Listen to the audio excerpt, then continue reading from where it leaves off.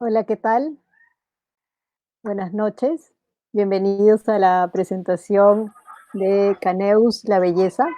Yo hablo como editora del libro, una de las editoras, una de las participantes, porque este libro, eh, La Belleza, ¿no? Ha tenido a muchas personas trabajando detrás de él. Y bueno, quiero decir muchas cosas sobre este libro, pero como la manera en que lo hemos trabajado, ¿no? No quisiera olvidarme de los agradecimientos antes de presentar a las personas que están acá acompañándonos para este libro y obviamente escuchar a la estrella que es hoy Roxana este día y que la estamos celebrando mucho con tantos amigos que están tan contentos después de tanto tiempo que Roxana no publica un nuevo libro, ¿no? Y bueno, quiero agradecer también a mi socio Ker Vegas, que ha tenido el cuidado siempre maniático de un corrector, editor, y los libros salen impecables. Muchas gracias por ese trabajo. También a Mavi Vázquez, que ha hecho el diseño de esta linda carátula. Lo hemos trabajado muchísimo, pensado qué cosa es la belleza, qué cosa quería decir la autora con este libro, esta idea de estos cruces, ¿no? Estas tensiones que hay dentro del mismo libro y cómo estas líneas pueden significar también esa tensión. También quiero agradecer a toda la prensa que nos ha apoyado, sobre todo a nuestra representante de prensa, parece sí muy, ¿no? Somos una editorial chiquita, pero siempre hay gente que nos ayuda, Rosana López Cubas, que siempre está difundiendo la literatura escrita por mujeres. Y bueno, eh, quiero presentar ahora a las dos personas que nos acompañan hoy, que son dos poetazas, ¿no? Primero es Jorge Frisancho, poeta y crítico de arte, crítico literario, y también a Valeria Román Marroquí, activista y poetaza también. ¿Ah? Bueno, le cedo la palabra primero a Jorge. Gracias, Vicky. Gracias y gracias por la invitación a participar en esta presentación, que como les decía el otro día, a mí me honra mucho que me hayan invitado, la verdad, porque yo tengo un enorme aprecio por la poesía de Roxana. Me parece que es una de las voces más importantes que han aparecido en el Perú en los últimos 20 o 25 años. Y esta ocasión de celebrar la aparición de un nuevo libro de Roxana es algo que me pone muy contento de poder participar. Y yo lo que quiero hacer brevemente, porque en realidad, como bien dices, aquí estamos aquí para escuchar a Roxana, pero yo quiero muy brevemente dar un pequeño resumen de cuáles son las cosas que me hacen decir, y no por primera vez, que la poesía de Roxana Crisólogo es realmente importante en el contexto de la literatura peruana. Y está todo esto muy bien ejemplificado en este nuevo libro, que es realmente una enorme sorpresa, incluso para quienes apreciamos su trabajo previo, ¿no? Es un libro realmente muy bueno y muy importante. Eh, y entonces lo que quiero anotar es que quiero empezar anotando que esta es una poesía que habla desde una dispersión de la subjetividad, como bien anota Vicky, con estas líneas de tensión en la carátula. Está todo marcado el libro, pero eh, que, que se mueven y se enfrentan y se conectan y se desconectan, ¿no? Y yo esto lo leo de esa manera, como una dispersión de la subjetividad. Y en este libro en particular eso está de entrada. En todos los libros de Roxana yo lo leo de la misma manera, pero en este libro está de entrada ya desde la primera sección y desde el primer poema, ¿no? La primera sección, que se llama Ella, que nos invita a preguntar quién es esta tercera persona de la cual se nos va a hablar en esta sección del libro. El primer poema es alguien hablándole a otra persona, en segunda persona del singular, ¿no? Cierra tu libro, cierra la boca, cierra las piernas. El siguiente poema está enunciado en una primera persona, ¿no? Alguien me corrige la ortografía, pero al mismo tiempo hay esta otra presencia, este otro alguien que está sobre el hablante, ¿no? Eh, En el tercer poema hay una primera persona del plural. Aquí homenajeamos a la belleza peruana. Eh, el siguiente poema vuelve a hablar en tercera persona de una ella, ¿no? Ella viaja mirando hacia atrás.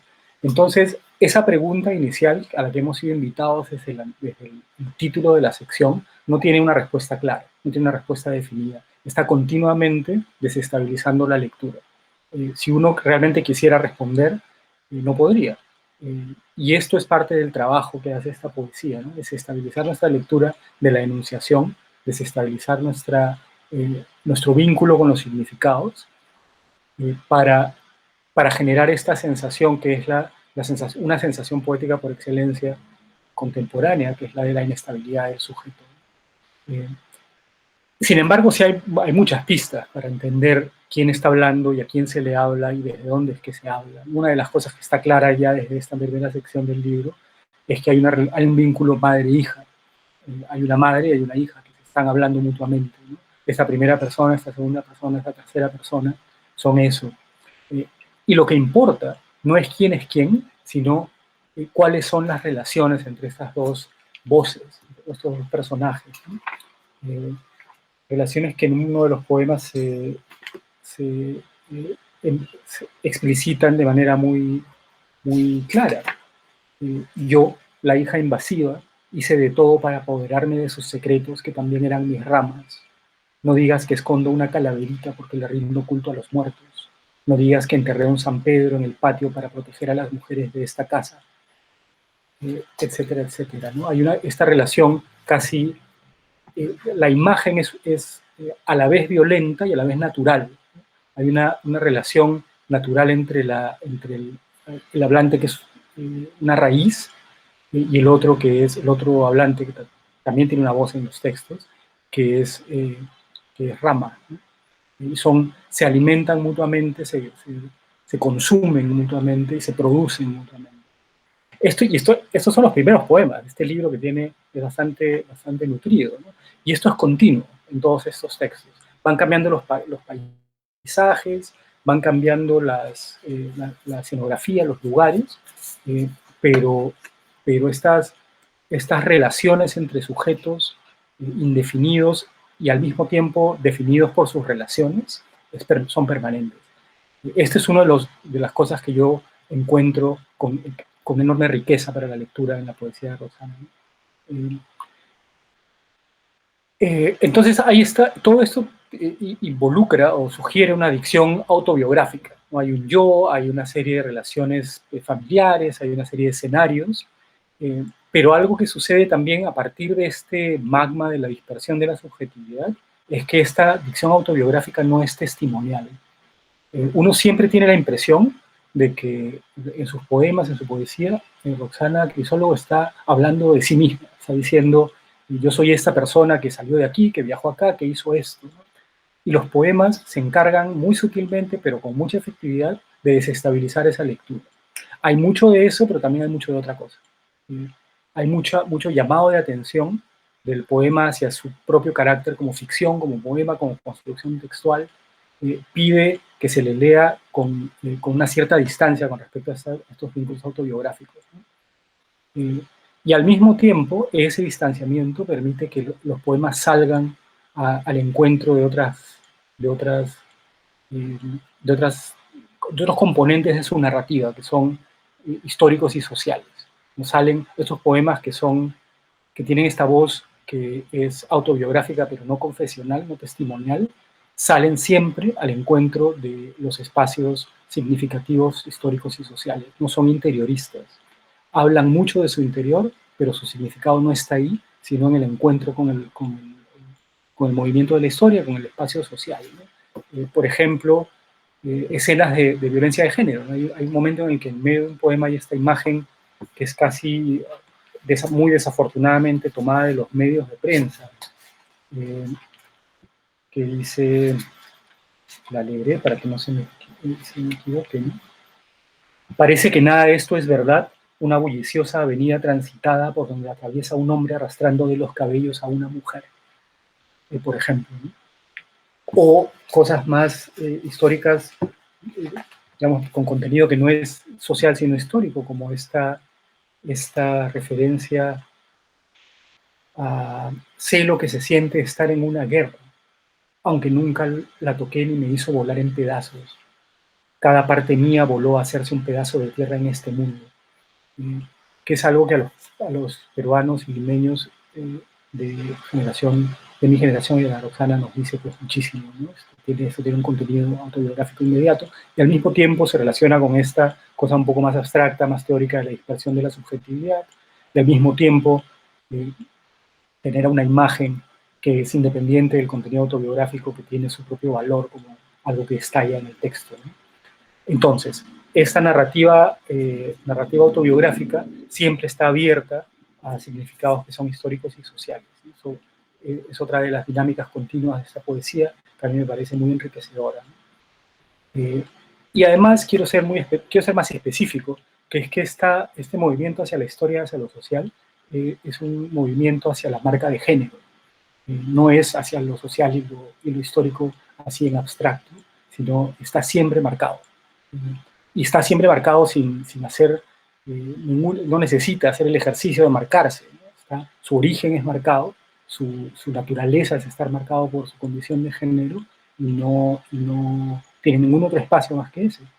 Eh, los vínculos de los que hablaba entre madre e hija, por ejemplo, son específicamente vínculos de género, y no solo por el hecho de que se trata de una madre y una hija, los personajes, sino porque la naturaleza de la relación es una relación de género, que genera la identidad, genera la acción social de estos sujetos. La imitación, por ejemplo, es algo que aparece en uno de los poemas, ¿no?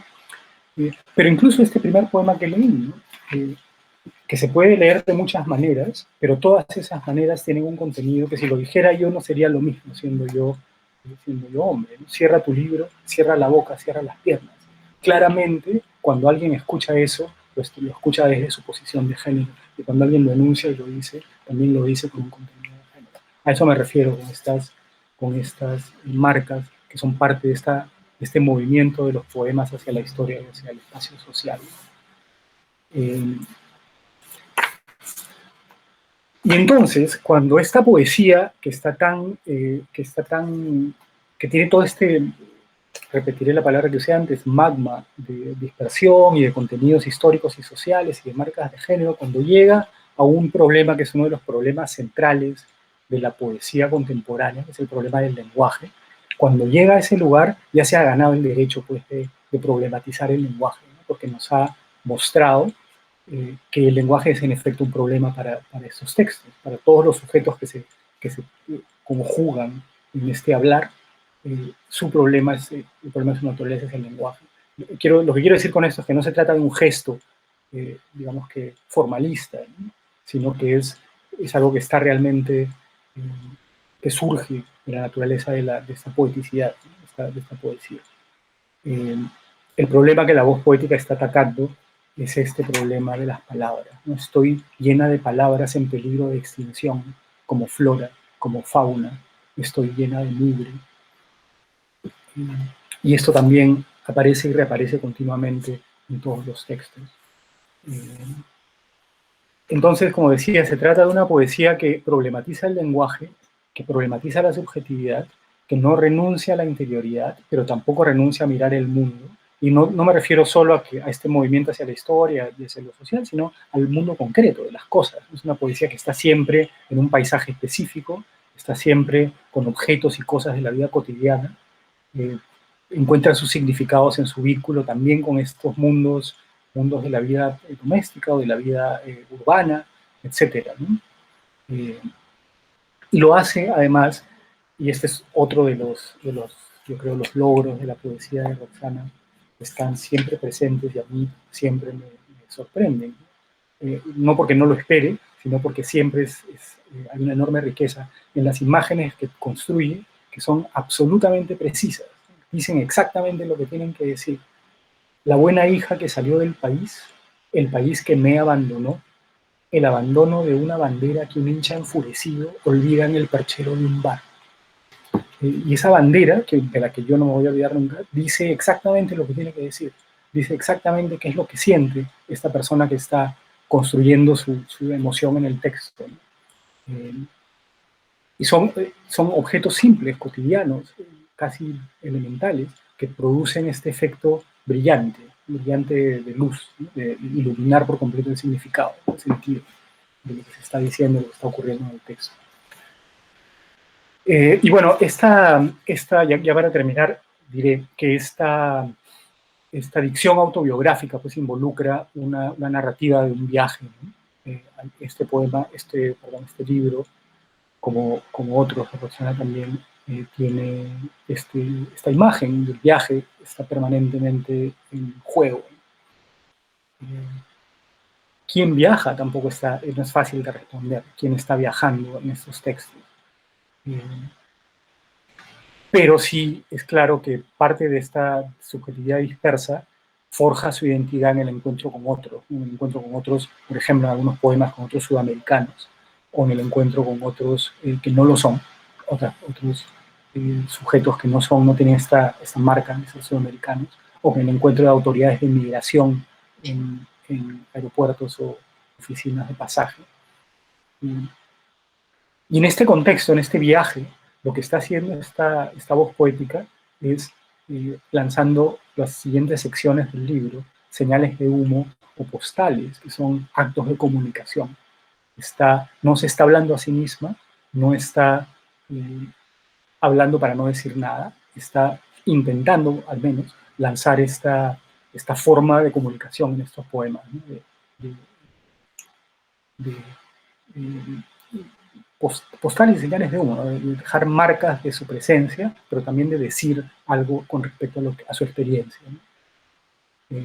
Y finalmente, cuando llega a la última sección, la sección La Belleza, que le da título al libro, el primer poema es Un encuentro con el espejo, que a mí me pareció muy interesante cuando lo leí, porque había construido toda esta dispersión de subjetividades múltiples que dialogan, se encuentran, se desencuentran. Y finalmente, esta nueva sección termina en este lugar en el que está mirándose en un espejo, ¿no? Y el espejo es importante porque el espejo está fuera de uno, no está mirando hacia adentro, está mirando a su presencia en el mundo, ¿no? Y bueno, ya no lo leeré, pero sí diré que en esta sección hay un momento en el que esta voz autobiográfica dice algo que me parece importante. A ver si lo encuentro. Dice, le pregunté a la belleza, ¿no? Le pregunté lo que las adolescentes no preguntan a sus madres por miedo a la reprobación. Entonces, este vínculo madre-hija está aquí en esta voz que está hablando ante el espejo, que está interrogando a la belleza. Se está desprendiendo de este vínculo que ha marcado muchos de los poemas anteriores, ¿no? Y me parece que eso es parte también del viaje que este libro reconstruye, representa, narrativiza, ¿no? con esta generosidad poética que caracteriza estos poemas que son muy buenos. Yo quiero terminar leyendo, me voy a tomar la libertad de leer un fragmento breve, que me parece que, a pesar de que no está al final, me parece que da claramente de qué se trata esta poesía, ¿no? Me pregunté si mi tono de piel es un traje de fiesta, una estilista tailandesa que me recomendó desaparecer mi cerquillo o desaparecer bajo mi cerquillo. Mudaste de país, mudaste de piel, lo olvidarás pronto. Y ahora hago mi aparición más blanca, más pura. Desde entonces todo empezó a ser más cierto, más definido. Este cuerpo respira midiendo la distancia de una palabra a otra. Quiere mantener la imagen de cintura frágil, del talle de espina de pez, de una sinuosa carne. Este cuerpo, este pez, es la delicia de los ojos, de los que en el acuario terminan atrapados por una luz. Es la belleza. Bueno, ahí los dejo con esto, que es realmente la belleza, en efecto, es un trabajo literario hermoso, sorprendente, intenso, verídico.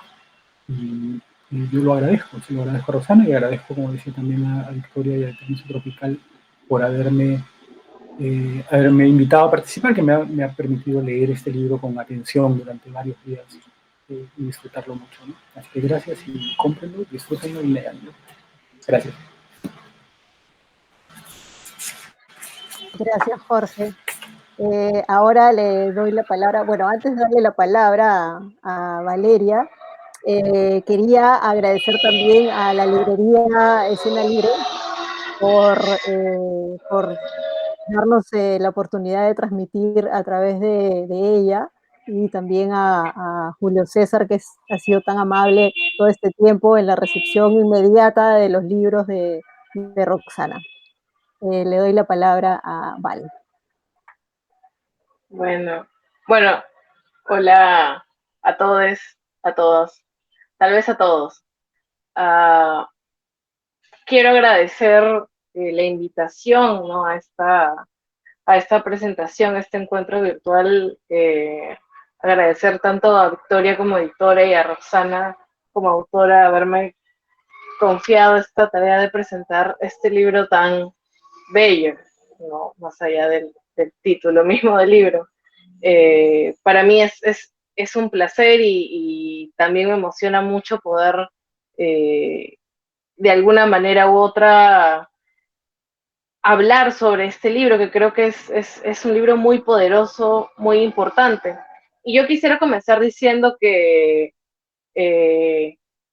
no sé cómo pronunciarlo bien, porque parece que es una lengua impronunciable, haciendo referencia también a los poemas del libro. Ay, qué chiste tan monte. Eh, pero la belleza, voy a hacer referencia al libro de esa forma. La belleza en realidad es un libro con el que yo no quisiera utilizar etiquetas muy duras, que podrían de alguna manera u otra comprometer la lectura de otros sobre este libro. Y lo digo así porque creo que hay una tendencia muy particular al momento de acercarse a una obra, que es hilar una serie de tropos temáticos, o más que todo establecer, este es un libro sobre X, Y, Z, ¿no?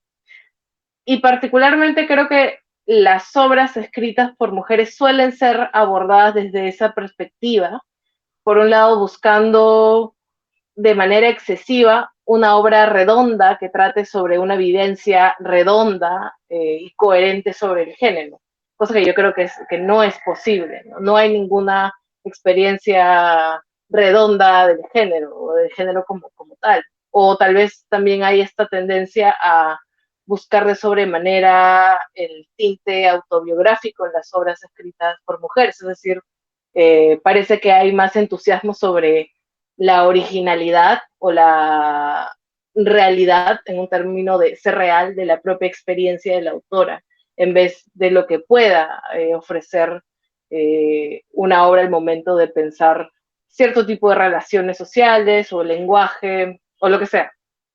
Entonces, pienso que la belleza de Roxana Crisólogo no puede ser abordada sobre esta premisa, ¿no?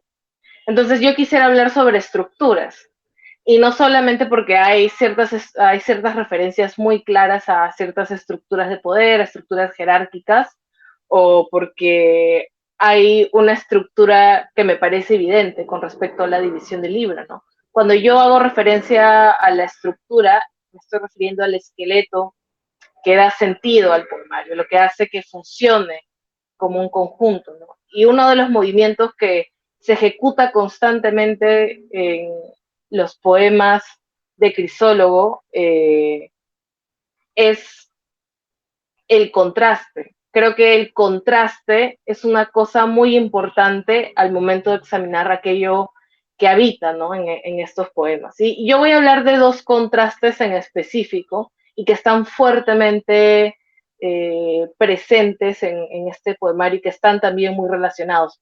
Primero es la cuestión de los contrastes, de los desplazamientos sociales y geográficos, ¿no? En otras palabras, podríamos hablar del acto de migrar y los discursos y los efectos materiales que se generan en ese mismo desplazamiento, ¿no? Eh, Me quiero explicar de una manera más clara, ¿no? Si el viaje es el centro de la belleza, habría que contextualizar de qué forma se viaja, quiénes viajan, por qué se viaja, ¿no? Y estas preguntas son importantes para la formación de la voz poética, que está en constante tensión a lo largo del poemario, y no es una tensión menor, en realidad es una tensión que se forma en tanto vamos desentrañando la clase de relaciones que tiene esta voz.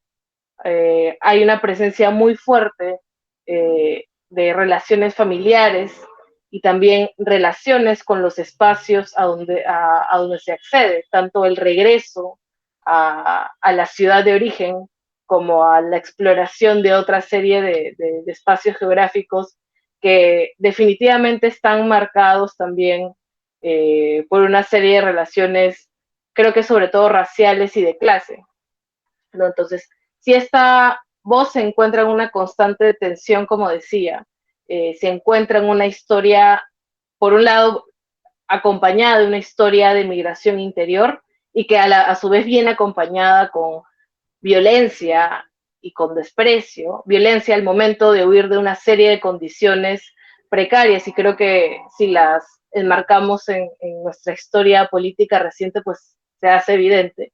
Y también este desprecio de los sujetos que pasan de los márgenes a las, o a las que pasan de los márgenes o las periferias hacia los centros urbanos, por ejemplo.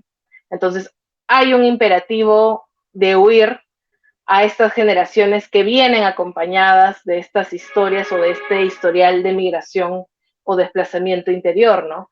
Pero al mismo tiempo están curtidas con historias de libertad, con historias de éxito, junto a una necesidad de desprendimiento, ¿no? Y sobre el desprendimiento voy a hablar en un momento, pero sigo con esta cuestión de estas historias de libertad y éxito y el imperativo de huir.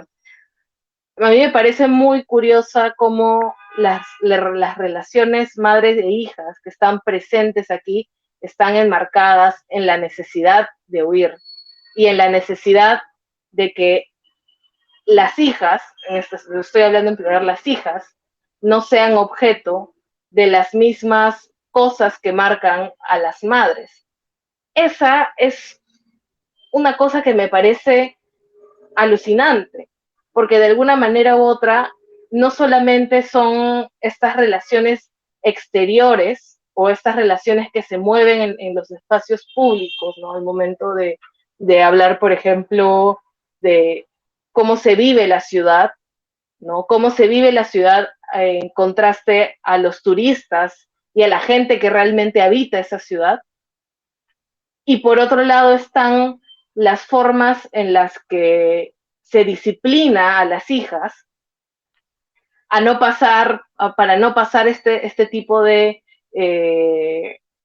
o no ser objeto de este tipo de violencia que viene acompañada con la migración interior, ¿no? Entonces, creo que estoy muy de acuerdo con Jorge cuando menciona que estas relaciones familiares están marcadas por el género, también están marcadas por un ordenamiento racial, ciertamente.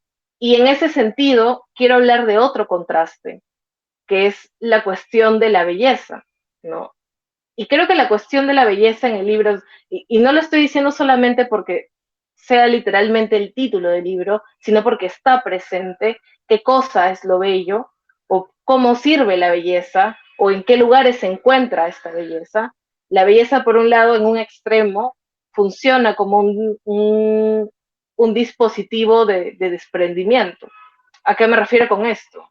Que la belleza puede ser entendida como lo limpio, puede ser entendida como lo digerible, puede ser entendida como lo neutralmente racial, lo que permite que se borre todo esto que es insoportablemente peruano o insoportablemente sudamericano o insoportablemente serrano.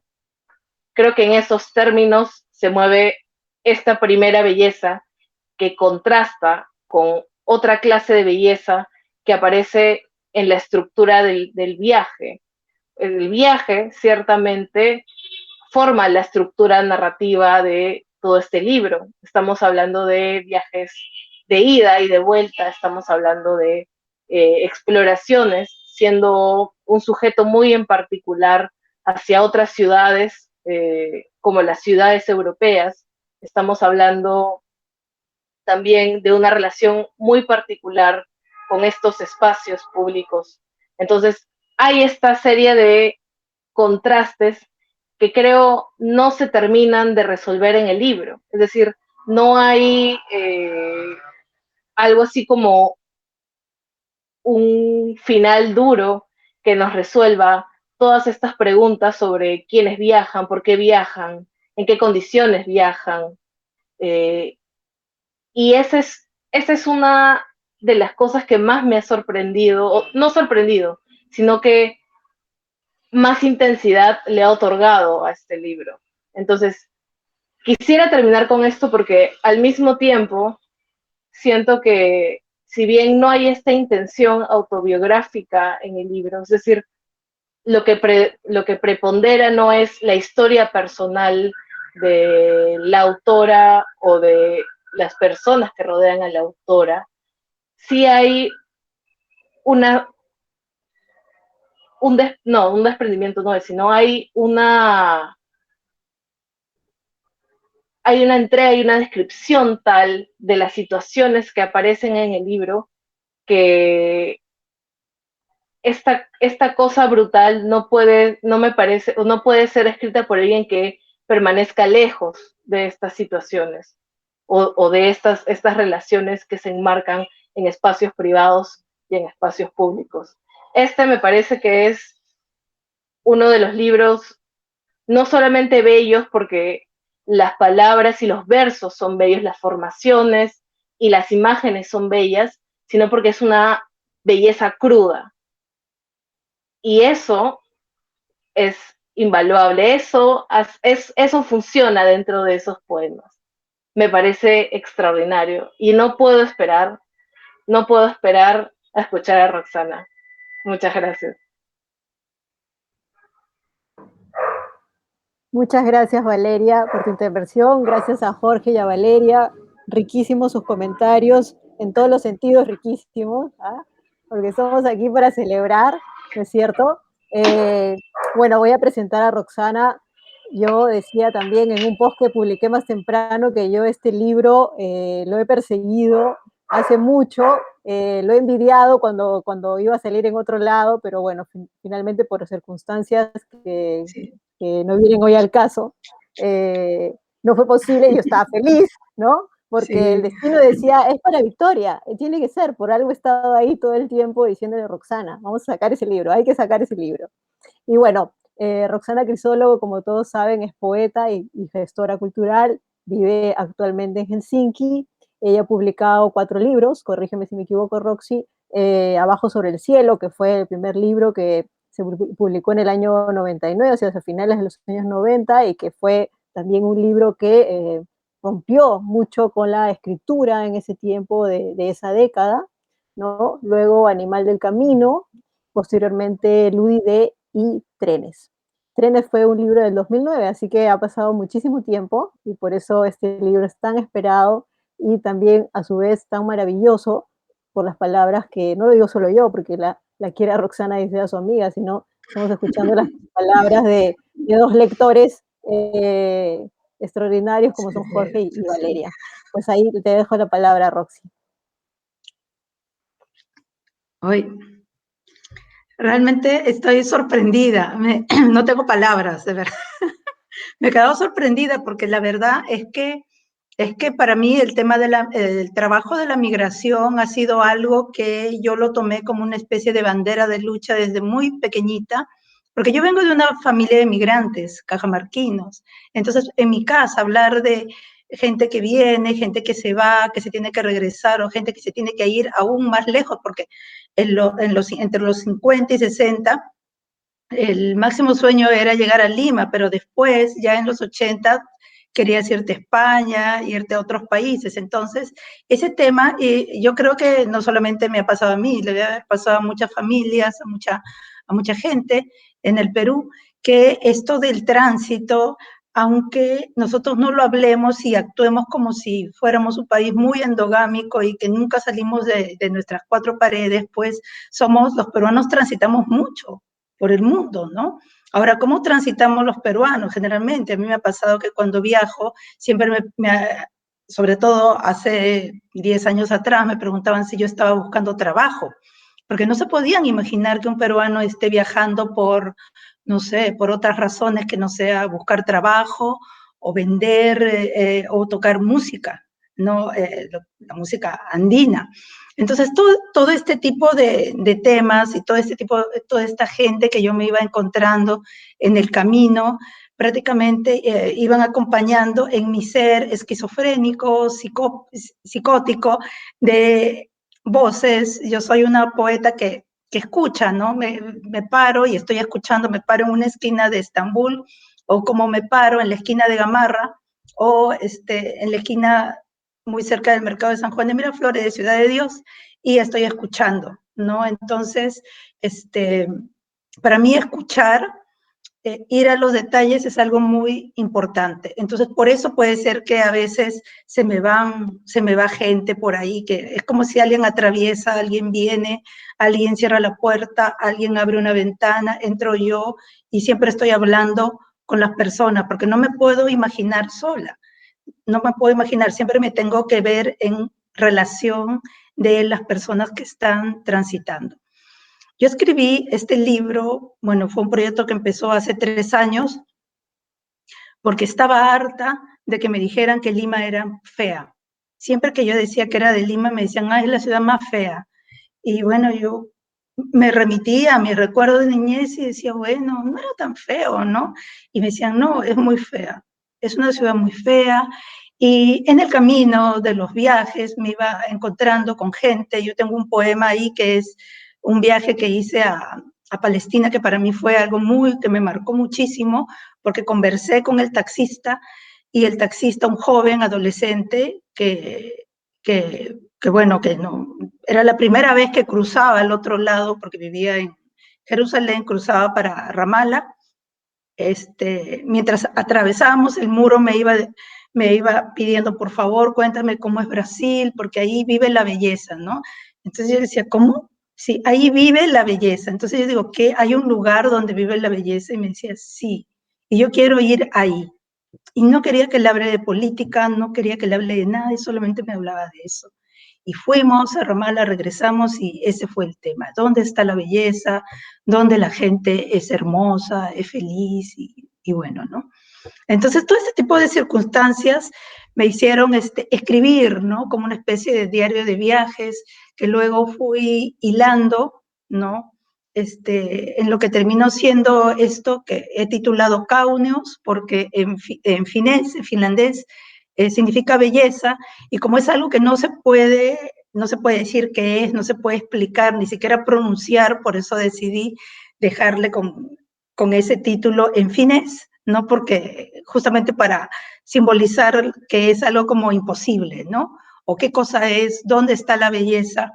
Y ese viaje también me hizo preguntarme, ese viaje concreto, pero también espiritual o de pensamiento, me hizo pensar en todo eso, dónde está la poesía, ¿no? La poesía, ¿en qué parte está? ¿No? Si lo que yo veía cuando tú atraviesas el muro, cuando vas de Jerusalén a Ramallah, tú ves la devastación.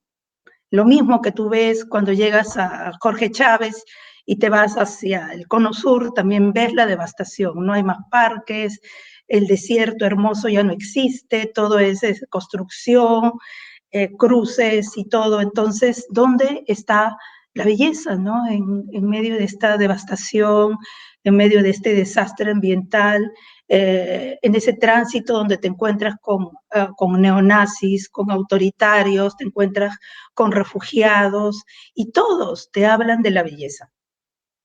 Y yo decía, ¿pero por qué? ¿No? ¿De dónde viene eso? ¿No? ¿Qué tiene que ver eso con la felicidad, la belleza? Y yo vivo en un país que se supone que es el país más feliz del mundo, pero sin embargo a mí me parece que es el país más triste del mundo. Y a veces a mí me parece hasta feo, ¿no? Yo lo siento, ¿no? O sea, tengo mucho cariño a este país, pero sin embargo lo veo feo, ¿no? Entonces cuando me dicen que Lima es fea, yo digo, pero bueno, entonces mi cabeza está trastornada, ¿no? Entonces vamos a quizá resolver eso con la poesía. Pero no sé, quizás debería leer algo o si tienen una pregunta o no sé, No, alguna inquietud, no sé. yo creo que estamos esperando a que leas, Sí, ¿no? Que es lo sí, que nos sí, importa. sí. Y luego si alguien, bueno, yo te voy a decir, si alguien tiene alguna pregunta, ya lo digo de una vez para que la gente nos escuche, si alguien tiene alguna pregunta, algún comentario, porque acá todos ya están haciendo la fiesta acá. Es lo que yo Sí, veo. oye, Felicidades, felicidades Roxana, qué lindo Roxana, te felicito, que viva Cajamarca. Bueno, ellos ya están en un pues sí, que jolgorio, mientras uy, nosotros verdad, que voy a estamos Cajamarca, ¿no? en la Sí, va, pantalla, ¿no? todos mis Ellos ya están, paisanos. sí, salud, Roxana. Entonces, yo creo que quieren Sí, oye. escucharte y luego si hay, léenos, dice ahí, ¿no? Léenos, por favor. Sí, Entonces, voy a leer algo, luego ¿ya? si alguien tiene una pregunta, ya, después al final vemos eso. Ok, uy, quiero abrir con esta computadora nueva, es un poco difícil de abrir, pero quiero justamente leer esos poemas de este poema largo que se llama Mugre, y que es una palabra que mi mamá siempre decía, ¿no? Y que realmente me gusta, aunque sea fea. Y alguien me dijo, este libro no habla de la belleza, sino de la fealdad. Y yo le dije, sí, de eso se trata, ¿no? Entonces, voy a leer, a ver, dos fragmentos de este poema que se llama Mugre. El agua y la economía. Escribo poesía por ti, madre, desde la complicada ingeniería del agua, desde la escasez. Retiro las telarañas para verlo todo más claro. Heredé tu falta de comunicación con lo sólido y ahora mira, me hice de un polvito negro en los pulmones y esto es lo que arde. Hay nidos para los pájaros que confundes con las arañas y un mundo aún más abajo. Agrega la música que más te guste. Escribo porque necesito un lugar donde dejar a esas niñas, a la realidad. Salta sobre nosotros, como la luz, como la necesidad del sol. Aléjate de las arañas que tenemos escondidas en frascos, bajo el vientre, entre las piernas, como pequeñas ciudades, en la azul madrugada de la falta de oxígeno, en las guerras que parecían discusiones de vecinas y de pronto un pueblo desaparece. Salta sobre nosotras, el bus atravesará esta calle a todo volumen y no todo estará vendido. Madre, se acurruca el futuro en las espaldas, lo acomoda en una cajita de leche. Aprenderá que en Lima se sufre para triunfar. Al futuro, hasta que te dicen que el viaje por fin acabó y la lengua enajenada, ansiosa, le falta manos para contar, le falta cemento, le falta calle, le falta luz.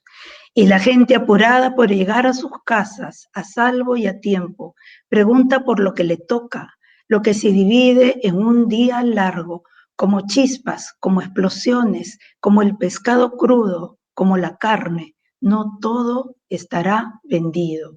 En sí, nos disfrazamos y huimos para empezar de nuevo y nos preparamos para la sopa, para la noche, para triunfar.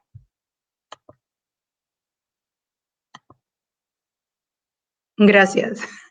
Justamente esto de el triunfo, ¿no? Migrante.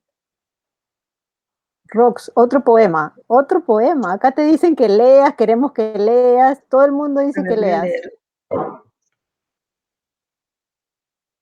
Mira, hasta gente en Berlín, en otros lados están despiertos, ¿ah? No eres la única desvelada.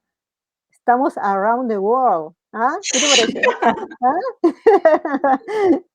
Oye, nos ha tocado -11 bajo cero y eso que como hay que moverse, caminar, me ha dejado sin voz.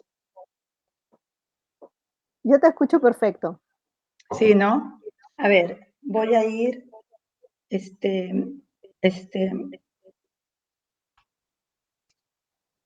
ya.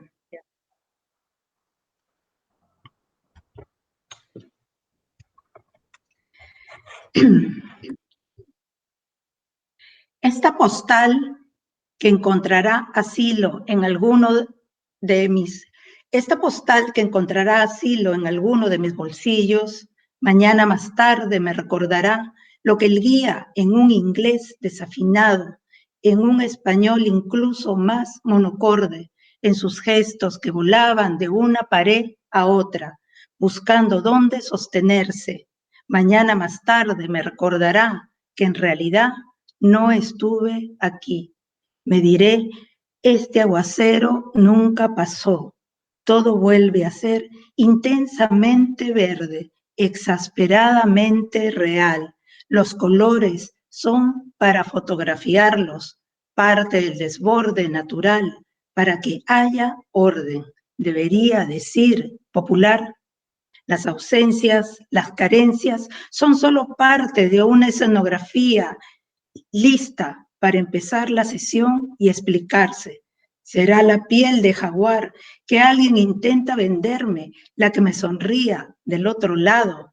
Me reiré de la ingenuidad de las mujeres que me mostrarán sus pechos como grandes ojos, la imagen más recurrente, además de la madre y su niño atado a las espaldas o la chica boa. Me darán la portada de una revista de cooperación para el desarrollo y la seguridad de un próximo viaje para seguir investigando las causas de tanto desamparo en el paraíso. Lo que en sus casas es normal, aquí no lo es. Por eso debemos tomarlo como una aventura.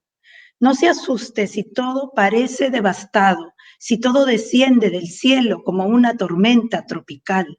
La selva es así, cacofónica.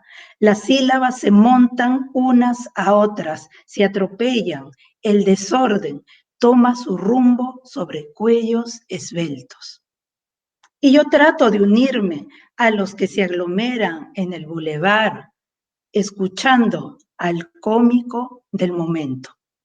Reír es gratis, reír es sexy. Doy mi contribución, me la piden o me la sacan. Si no hay risas, este pueblo se muere. Reír o morir, compañeros. Esta es la selva amazónica. Aquí los putos saltan del ecrán haciendo el amor con sus manos. Así desaparecerá el horror de ver las cosas de frente. Se extinguen los caimanes, las tortugas, las vertientes de los ríos, entierran los pies sucios en los abrevaderos. El cocinero y el cocinero se quieren casar. Y yo sigo fotografiándolo todo con la esperanza de encontrar una ruta distinta a la raíz de tantos sueños. Fácil contaminar los ríos, fácil hacerse de un megáfono y regalar el cielo, maldito predicador. Está en extinción una lengua que pellizca las palabras y le lanza mosquitos y semillas de coco. Está en extinción la pasión, el color, una nación, la sangre.